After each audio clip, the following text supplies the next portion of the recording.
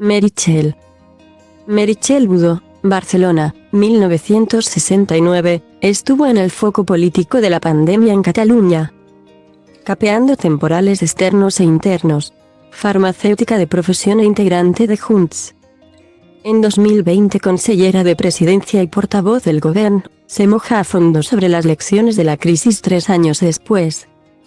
Pero guarda muchas libretas personales sobre lo sucedido.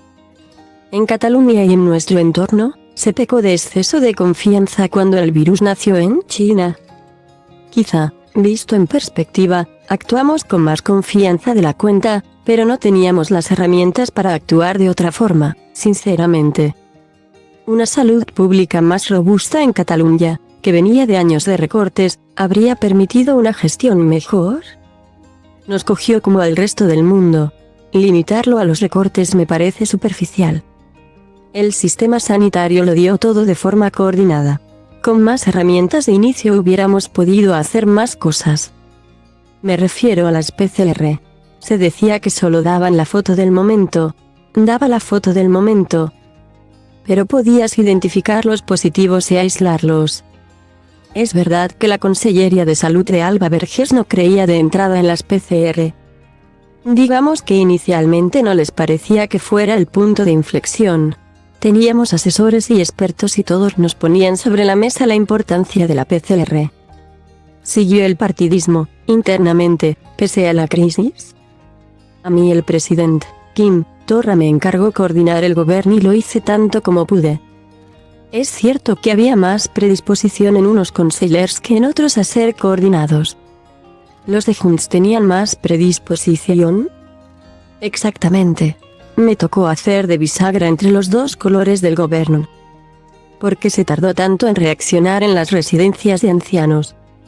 Probablemente se reaccionó tarde y no con las medidas necesarias.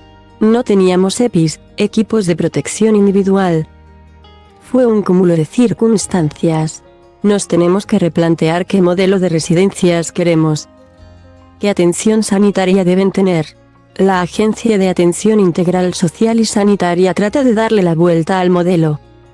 Oriol Mitjà, uno de los asesores del gobierno, aseguró que había una circular interna en la que se pedía no derivar a los ancianos de las residencias a los hospitales. Desconozco si existía esta circular. Lo que sí sé es que los hospitales, las UCI, la atención primaria, las ambulancias estaban colapsadas. O sea que se tuvo que priorizar. Esto se lo tendrán que explicar desde el Departamento de Salud. Yo no recuerdo ninguna orden de priorizar a ninguna persona por encima de ninguna otra. ¿Qué valoración hace de la gestión del entonces ministro de Sanidad, Salvador Illa? No era mi homólogo, pero teníamos una relación fluida. A veces discrepábamos, pero hablábamos. Había un diálogo. Pero sigo siendo muy crítica sobre cuando recentralizaron ciertas competencias que hacía 30 años que teníamos. Con Cataluña se equivocaron. Y fueron lentos en la toma de decisiones. La compra de material también generó un mercado especulativo. Comprabas un avión de mascarillas y venía un mejor postor que pagaba $1 millón más y el avión desviaba el rumbo hacia el país de ese comprador.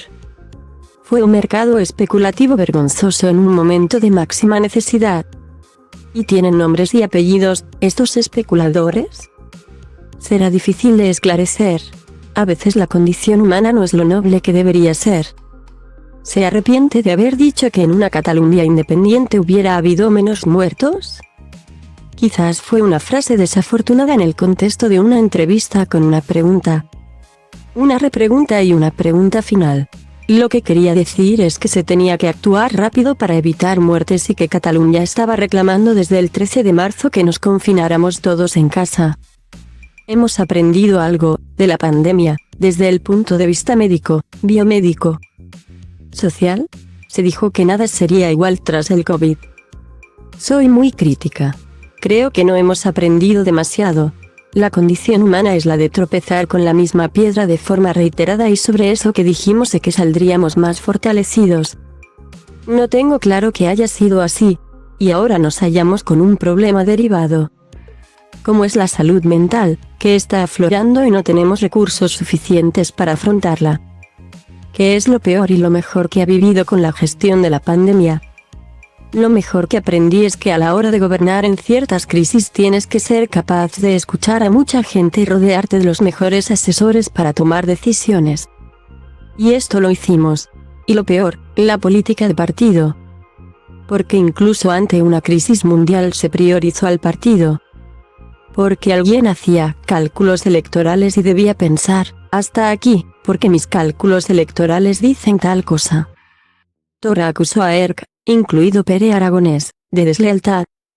No quiero hablar de deslealtades, pero es cierto que los cálculos electoralistas a veces pesaron más que la gestión de la pandemia.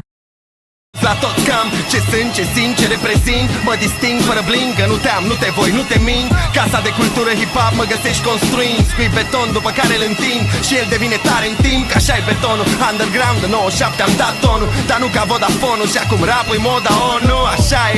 Și zici că Tom Ford, la cum mă comport. Întreaba asta nu-i loc de confort, record și omor tot. Sunt un crucișător, lansând rachete aerosol. Încă de când el era broke și se uza de aerosol. De când aveam mol, de când nu știai ce un miscol. De când ascultam gangsta rapper bază pe pistol. Dacă nu înțelegi textul, sună pe Irina Nistor. Vă întâlniți în Tristor la 0 grade viscol. Nu tag nici stins mort, o să mă auzi prin sol. Transpir hip-hop prin pori, bile mari.